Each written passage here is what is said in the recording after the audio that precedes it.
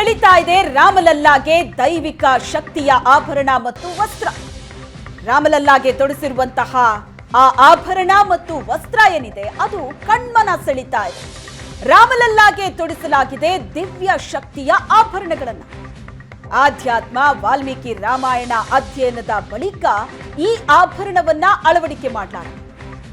ಆಭರಣ ವಿನ್ಯಾಸ ಮಾಡಿದ್ದು ಲಖನೌದ ಜುವೆಲರ್ಸ್.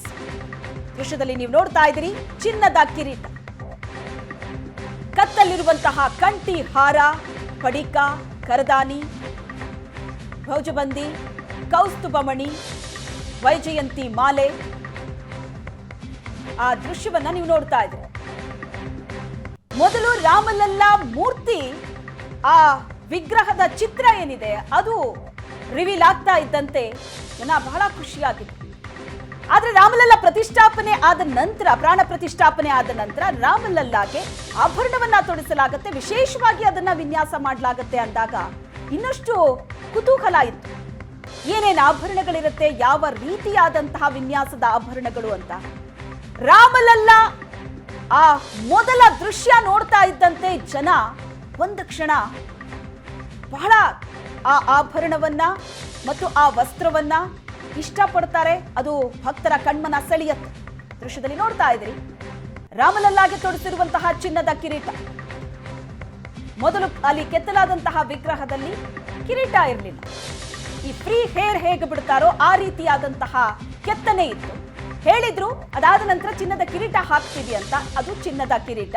ಅದಾದ ನಂತರ ಭುಜಬಂದಿ ಇದೆ ಅಲ್ಲಿ, ಆಮೇಲೆ ಕಂಠಿ ಹಾರ ಇದೆ, ಪಡಿಕ ಇದೆ, ಕರದಾನಿ ಇದೆ, ಸೊಂಟಕ್ಕೆ ಹಾಕಿರೋದು, ವೈಜಯಂತಿ ಮಾಲೆ. ಬಹಳಷ್ಟು ಜನ ಇದನ್ನ ಹೇಳ್ತಾ ಇದ್ರು. ಒಂದು ಉದ್ದನಾದಂತಹ ಮಾಲೆ ಕಾಣಿಸುತ್ತೆ, ಅದನ್ನ ವೈಜಯಂತಿ ಮಾಲೆ ಅಂತಾರೆ. ಕೌಸ್ತುಭ ಮಣಿ ಕೂಡ ಇದೆ. ದೃಶ್ಯದಲ್ಲಿ ನೀವು ಗಮನಿಸಬಹುದು. ಈ ಆಭರಣವನ್ನ ವಿನ್ಯಾಸ ಮಾಡಿದ್ದು ಲಖನೌದ ಜುವೆಲರ್ಸ್. ಅಯೋಧ್ಯೆಯ ಕವಿ ಯತೀಂದ್ರ ಮಿಶ್ರಾ ಸೂಚನೆಯಂತೆ ಈ ಚಿನ್ನ ಆಭರಣಗಳನ್ನ ವಿನ್ಯಾಸ ಮಾಡಲಾಗಿದೆ. ದೆಹಲಿಯ ಜವಳಿ ಕಂಪನಿಯೊಂದು ರಾಮನಿಗೆ ತೊಡಿಸಲಾದಂತಹ ಈ ಉಡುಪನ್ನ ವಿನ್ಯಾಸ ಮಾಡಿದೆ. ಸುಮಾರು 20 ಮಾದರಿಯ ಒಡವೆಯನ್ನ ಹಾಕಲಾಗಿದೆ ಪ್ರಭು ಶ್ರೀರಾಮನಿಗೆ. ಈ ಎಲ್ಲ ಆಭರಣಗಳು ಕೂಡ ಚಿನ್ನದ ಆಭರಣ, ವಜ್ರ ಹಾಗೂ ಅಪರೂಪದ ಹರಳುಗಳಿಂದ ಸಿದ್ಧಪಡಿಸಲಾದಂತಹ ಒಡವೆ ಇದು.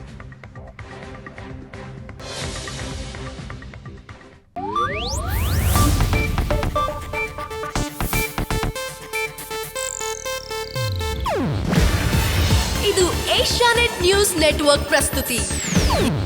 ನೀವು ನೋಡ್ತಿದ್ದೀರಾ ಏಷ್ಯಾನೆಟ್ ಸುವರ್ಣ ನ್ಯೂಸ್.